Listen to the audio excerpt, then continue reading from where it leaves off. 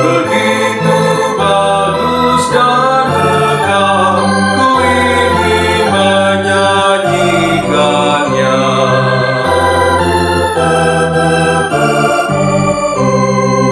Dialah Yesus penebus, Sang Juru Selamat yang kudus, penolong orang yang lemah, penghapus dosa dunia. Shalom sahabat GKI Gunung Indah yang dikasihi Tuhan Yesus Kristus, berjumpa kembali dalam Sapa Malam Gembala. Hari ini Selasa 11 Agustus 2020 dan kita memasuki Sapa Malam Gembala edisi 98. Kita sudah mengawali dengan Kidung Jemaat 98, Jauh dari Surga Datangku. Siapa itu? Siapa lagi kalau bukan Tuhan kita, Tuhan Yesus. Biarlah kita, sebagaimana diungkapkan oleh pujian tadi, kita ingin menyanyikan menyanyikan kehadiran Yesus di dalam kehidupan kita, apapun yang sedang kita alami di saat-saat ini. Sudah siap untuk menyambut firman Tuhan? Mari bersama-sama kita persiapkan diri untuk menyambut sapaan dari Tuhan. Mari kita berdoa. Kami bersyukur ya Tuhan, Engkau menolong kami sepanjang hari ini, melewati hari ini. Engkau memberkati, Engkau memberikan kami kekuatan, kesehatan. Terima kasih. Sebentar kami akan mendengarkan sabda-Mu. Tolong kami supaya kami boleh menerima firman-Mu, menjadi firman yang hidup di dalam kehidupan kami. Berfirmanlah, anak-anak-Mu sedia mendengarkannya, demi Yesus Kristus Tuhan. Amin. Ibu Bapak Saudara yang dikasihi Tuhan Yesus Kristus, di edisi ke-98 ini temanya adalah tongkat berubah jadi ular. Kita mulai menyaksikan keajaiban-keajaiban hidup di dalam Tuhan. Keluaran 7 ayat 8 sampai dengan 13 itu akan menjadi dasar perenungan kita pada malam hari ini. Keluaran pasal 7 ayatnya yang ke-8 sampai dengan ayatnya yang ke-13, demikian firman Tuhan. Dan Tuhan berfirman kepada Musa dan Harun, apabila Fir'aun berkata kepada kamu, tunjukkanlah suatu mukjizat, maka haruslah kau katakan kepada Harun, ambillah tongkatmu dan lemparkanlah itu di depan Fir'aun, maka tongkat itu akan menjadi ular. Nah, kita sudah melihat betapa Tuhan memberikan kekuasaannya kepada Musa, sehingga tidak perlu Musa yang melakukan, justru Musa bicara atas nama Tuhan. Dia memerintahkan Harun untuk melakukan sesuatu. Jadi sudah kelihatan bahwa Musa itu seperti Allah ya bagi Fir'aun dan juga bagi Harun. Kita lanjutkan. Musa dan Harun pergi menghadap Fir'aun. Lalu mereka berbuat seperti yang diperintahkan Tuhan. Harun melemparkan tongkatnya di depan Fir'aun dan para pegawainya, maka tongkat itu menjadi ular.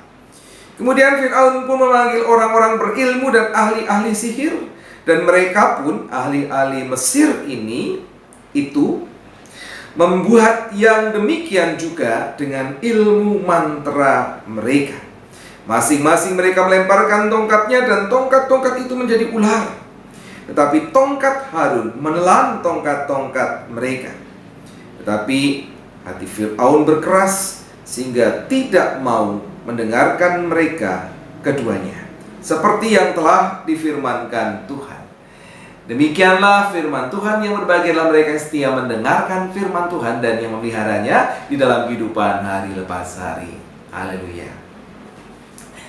Sahabat GKI Gunung Indah yang dikasihi Tuhan Yesus Kristus, tongkat berubah menjadi ular. Pernah enggak sih saudara berpikir, saya ini yang berpikir dan saya tawarkan kepada saudara-saudara, pernah enggak sih saudara berpikir, kenapa tongkat Musa dulu waktu pertama kali bertemu dengan Allah, tongkat Musa kan yang dipakai karena Musa yang buat tongkat. Nah sekarang tongkat Harun, karena apa? Karena Musa bertindak sebagai Allah, wakilnya Allah. Tidak perlu pakai tongkatnya Musa, tongkatnya Harun. Dan itu pula lah yang menjadi sebuah alasan kenapa yang disimpan di dalam tabut Allah itu adalah tongkat Harun, bukan tongkat Musa. Ya. Nah, kenapa ya tongkat ini berubah menjadi ular? Atas perintah Allah melalui Musa. Mengapa misalnya kok nggak kalajengking? Di sana kan ada banyak kalajengking, dan juga ada film di film-film modern ini apa? Scorpion King, ya toh? Nggak ada Snake King, ya, Raja Ular, nggak ada. Tapi Raja Scorpio, Raja Kalajengking, Scorpion King. Kenapa nggak Scorpion? Kenapa nggak ular? Kenapa kok malah ular? Ya, atau singa, ya. Kenapa? Ya hebat aja kan medeni ketika diubah, ditaruh ular tongkat ditaruh, kemudian berubah menjadi singa tuh. Wow, gitu lah. Medeni pasti langsung keder tuh, langsung takut tuh Fir'aun.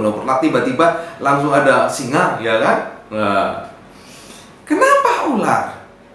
Ular tuh kan lambat, ya nggak langsung nyerang. Gini tuh cari situasi, melihat situasi dulu, nggak langsung nyerang. Kenapa ular? Nah, barangkali selain kepraktisan perubahan dari tongkat ke ular, tongkat kan panjang, jadi tongkat ditaruh kan praktis kalau langsung menjadi ular. Dan kalau mau mengembalikan lagi tinggal dipegang itu ujung tongkatnya, buntutnya tuh dipegang menjadi ujung tongkat. Gampang gitu. Karena itu orang-orang Mesir, ahli-ahli Mesir, para penyihirnya juga bisa melakukan. Karena itu lebih aman bagi mereka, lebih praktis ya, kalau mengubah jadi ular. Bisa kami. Ternyata ada sesuatu yang menarik. Kenapa ular? Yang menarik adalah ular di Mesir pada masa itu oleh orang-orang Mesir dipandang sebagai apa? Lambang kesuburan, itu ular. Itu yang pertama. Atau juga menjadi lambang keabadian.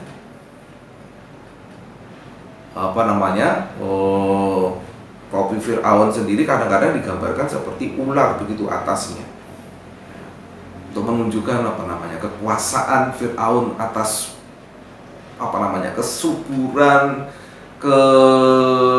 panen yang besar, dan juga atas keabadian. Jadi ular itu berharga bagi Mesir, dan justru itulah yang hendak dinyatakan Tuhan. Kenapa kok lambangnya ular?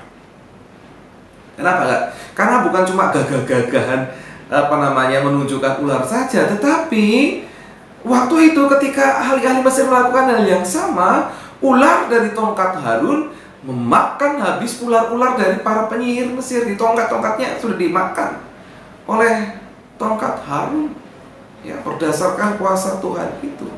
Dan itu ada maknanya. Maknanya apa?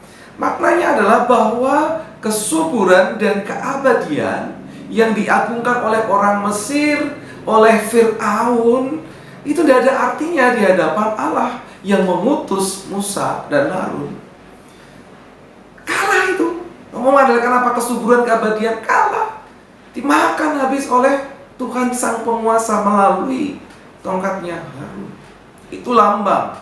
Dan harusnya kalau berhikmat di babak ini, Fir'aun tidak hanya melihat pada kekalahan ular, sing kalah cuma tongkatnya penyihir, tongkatnya ular-ularnya saja. Melihat ke ularnya.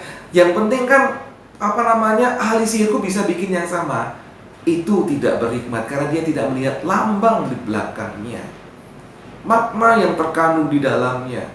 Bukan Fir'aun penguasa kemakmuran, bukan Fir'aun penguasa keabadian, tetapi Tuhan Allah yang memberikan kemakmuran dan memberikan kehidupan buat manusia. Sehingga sahabat GKI Gunung Indah yang dikasihi Tuhan, barangkali saudara berada pada pergumulan, pada permasalahan yang begitu berat, yang begitu berbahaya.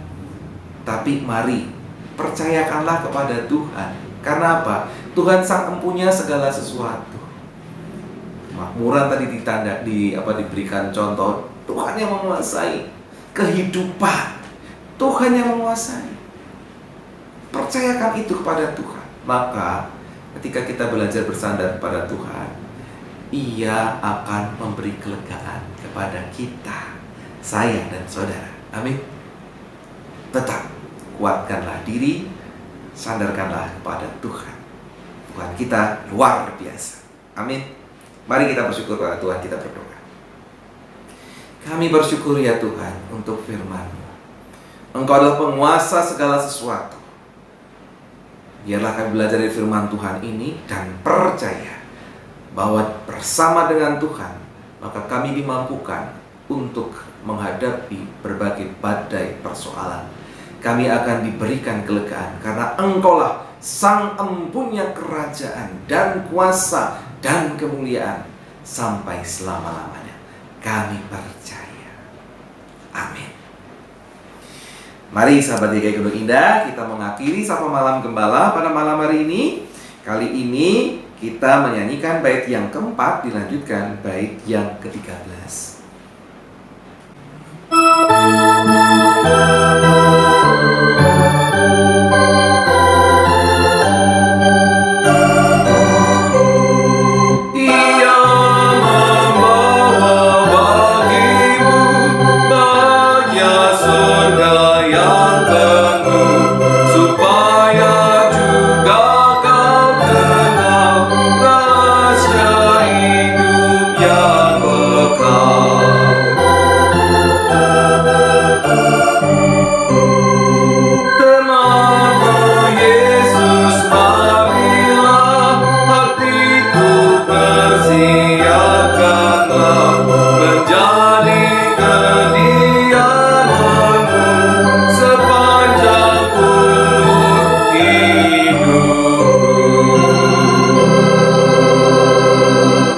Sampai jumpa kembali di esok hari. Tuhan Yesus memberkati. Amin.